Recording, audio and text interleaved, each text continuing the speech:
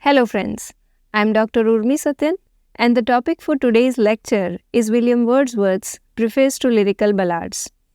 Commonly, a preface is written by some eminent scholar to appreciate the work of creativity by some other acclaimed or budding writer. But here is a preface written by the poet himself to introduce his own poetry. Such prefaces are rare in literature, rare also in its concept, argument, and purpose. Wordsworth writes this preface basically to substantiate 5 major features of his lyrical ballads. These features are introducing the reader to pure affection, idea of subjectivity, the language of ordinary people, the subject matter of provincial life, and the poetic diction. Wordsworth's novel attempt to write lyrical ballads was not acknowledged by his contemporaries. When the first volume was published in 1798, it received an attack of criticism. Critics like Robert Southey said that these poems have pettiness and unworthiness.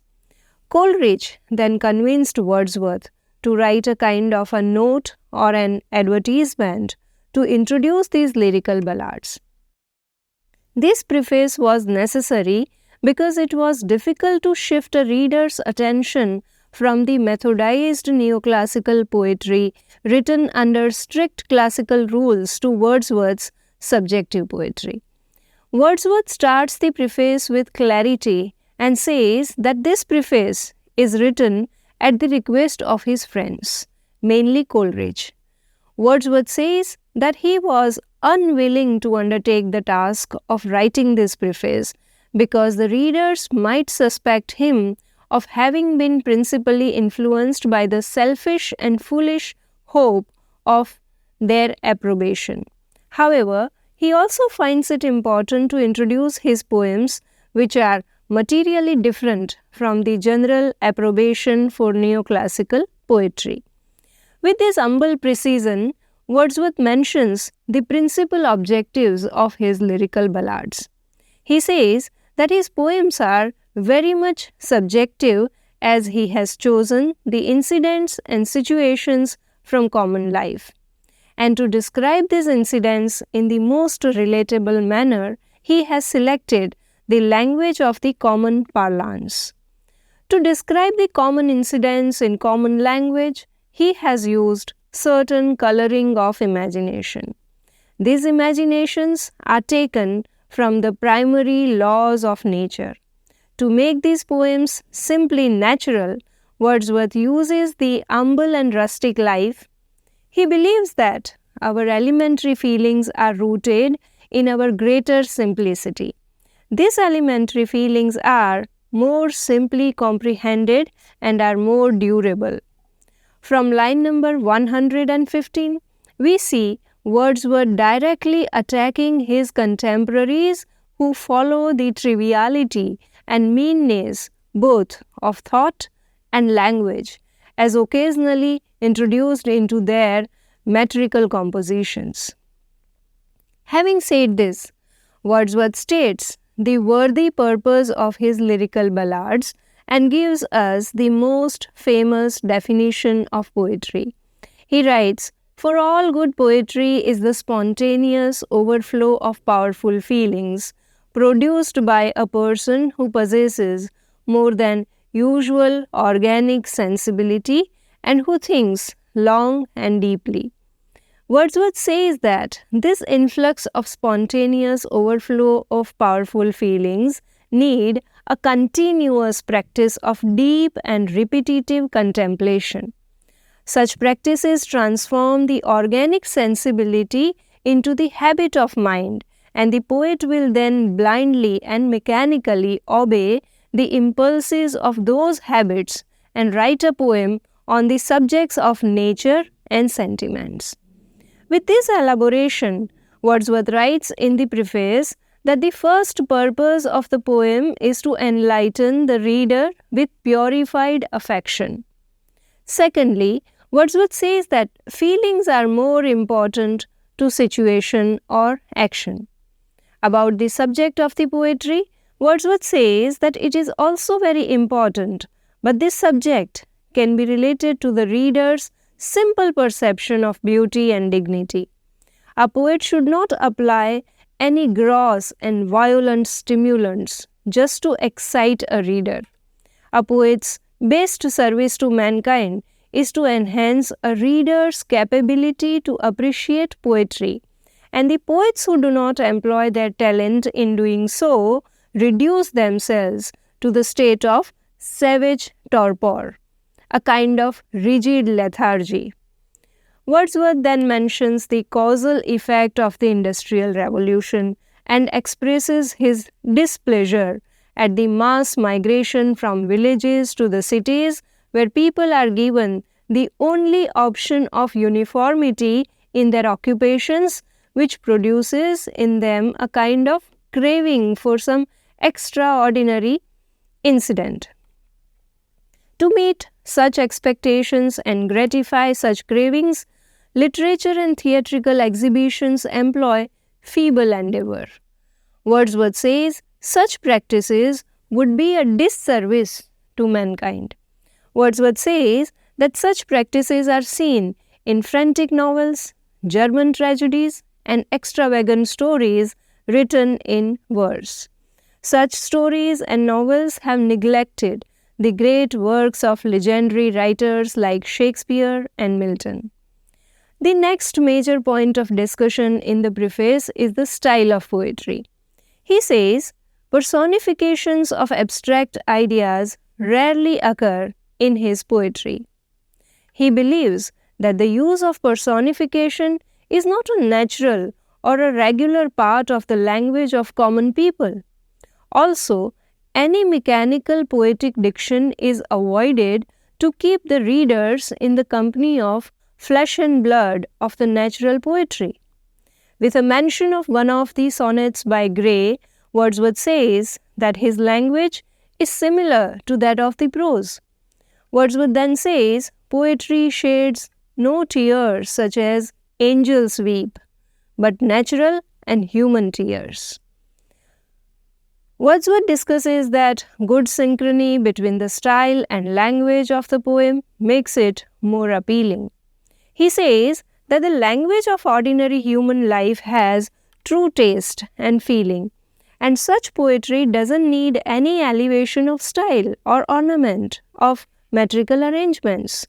He says, if the poet's subject be judiciously chosen, it will naturally and upon fit occasion lead him to passions, the language of which, if selected truly and judiciously, must necessarily be dignified and variegated and alive with metaphors and figures.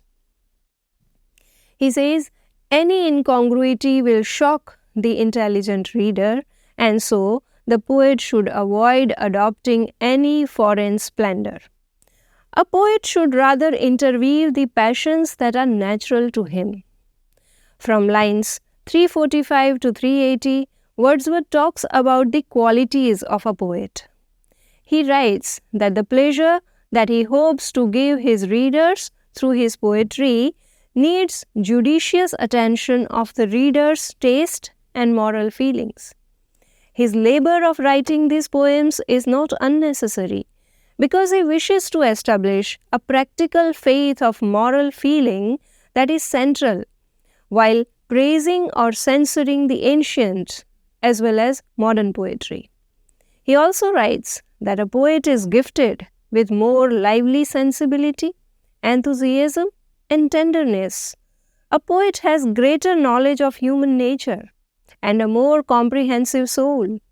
A poet is a man pleased with his own passions and volitions.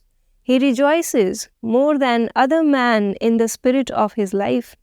A poet is delighted to contemplate the similar volitions and passions as manifested in the goings-on of the universe.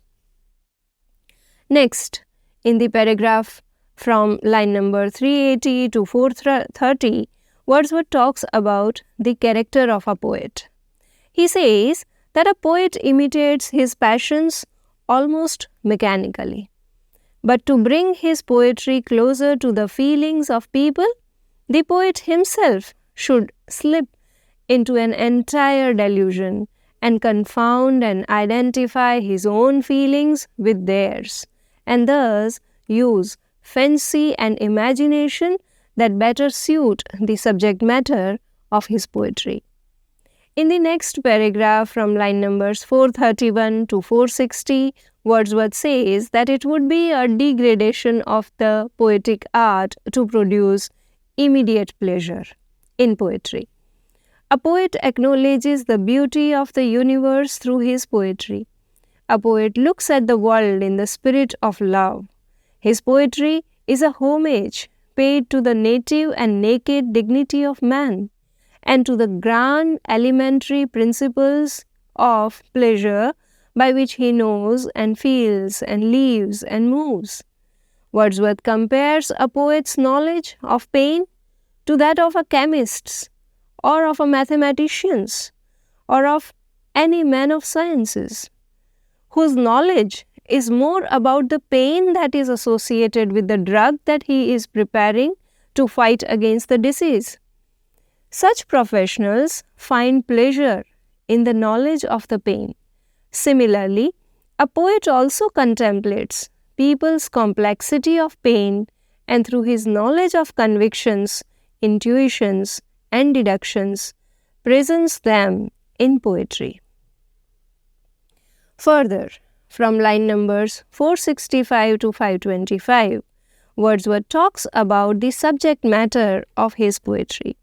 He argues that we are delighted to find that the subject matter of knowledge and sympathies find their source from our daily life. Wordsworth considers man and nature as essentially adapted to each other. A poet converses with this general nature of man, and through labor and length of time and through the course of his studies, delights the readers through poetry. Wordsworth says that the man of science seeks truth as a remote and unknown benefactor. He cherishes and allows it in solitude, whereas a poet finds truth as the visible friend and hourly companion. Once again, Wordsworth gives defining words for poetry and says, poetry is the breath and finer spirit of all knowledge. It is the impassioned expression which is in the countenance of all science. Wordsworth quotes Shakespeare and says that a poet looks before and after.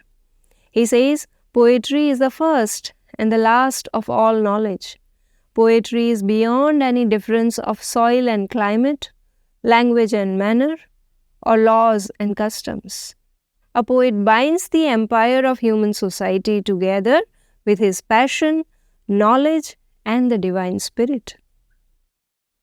From line number 535 to line number 555, Wordsworth writes that the only difference between the poet and the reader is that a poet has greater promptness to think and feel, and greater power in expressing the thoughts and feelings which are connected to all our moral and animal sentiments.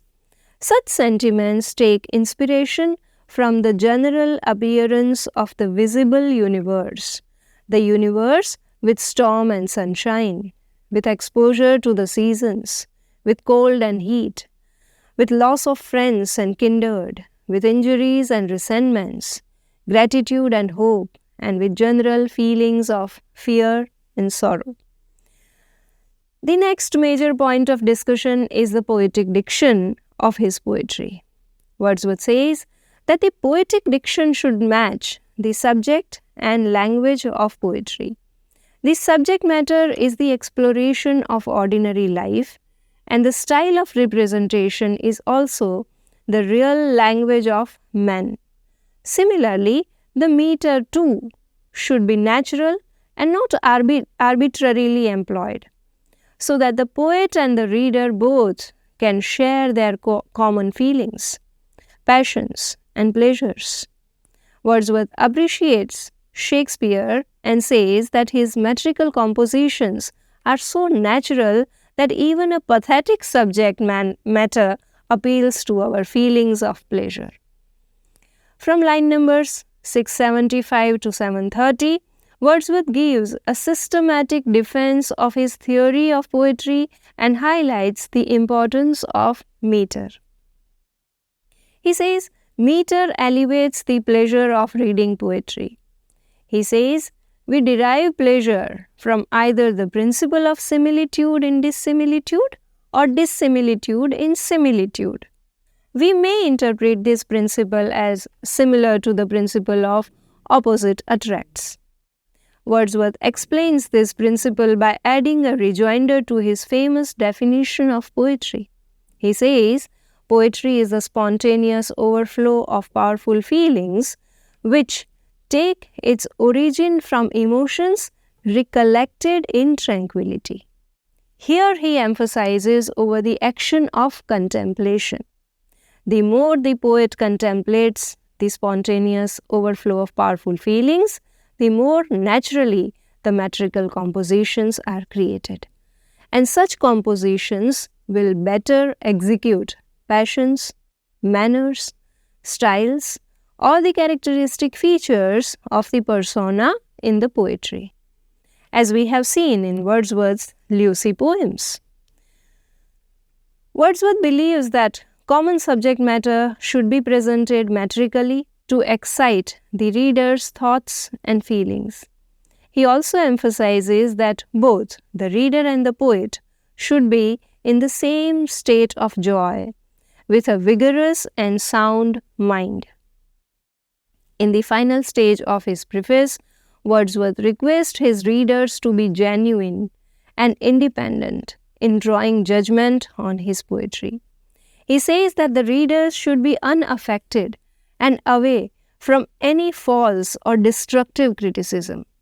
Wordsworth attaches an appendix to his preface and summarizes the focal points of his elaboration. He gives an exact notion of the sense for his interpretation of the term poetic diction. He says that the earlier poets have taken their subject matters from real events. The language had the natural flow of figures of speech. But in the succeeding times, poets who chose the easy path to fame and name started animating the same language of their ancestors without any experience of their natural passions and feelings. This mechanical adoption of figures of speech has given a distorted language of poetry to the world. With the passing of time, this distorted language started receiving admiration, which ultimately resulted in deviation from good sense and nature. And in the process of time, meter became a symbol or promise of this unusual language. And whoever followed this method of applying meter arbitrarily in their compositions have actually perverted the taste of the reader. I quote from lines 950 to 953, where Wordsworth shows his resentment and says, abuses of this kind were imported from one nation to another, and with the progress of refinement, this diction became more and more corrupt, thrusting out of sight the plain humanities of nature by a motley masquerade of tricks, quaintness, hieroglyphics, and enigmas. He cites two examples of poems by Dr. Johnson and Alexander Selkirk, who have employed, according to him, the hubbub of words in their poetry. At the concluding stage of the preface, Wordsworth signs off with his closing remarks and says that in works of imagination and sentiments, ideas and feelings emerge as more valuable if the language is in good sync with them. Wordsworth says that meter is but adventitious, that is, just an add-on feature to the poetic composition, and phraseology is also little valued by judicious people, And if at all any poet wants to employ phraseology in poetry, it must have a natural grace. So friends, the most important aspect of Wordsworthian poetry is the collection of genuine ideas and feelings presented through a suitable coloring of imagination and language of sentiments. I have highlighted the key points from Wordsworth's Preface. I hope you will find this lecture conducive to appreciating Wordsworth's lyrical ballads. Happy reading. Bye for now.